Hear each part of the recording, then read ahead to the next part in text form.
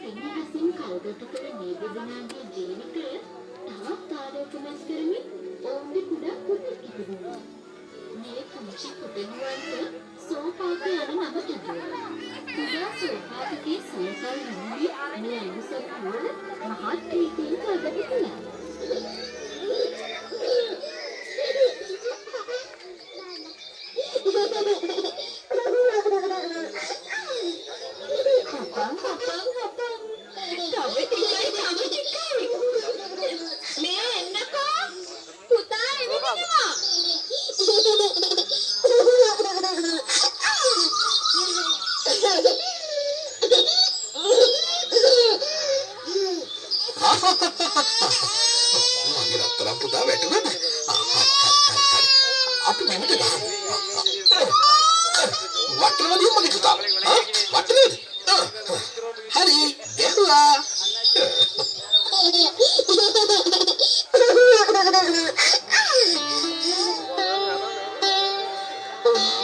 සතුටට වැඩි කාලයක් අවශ්‍ය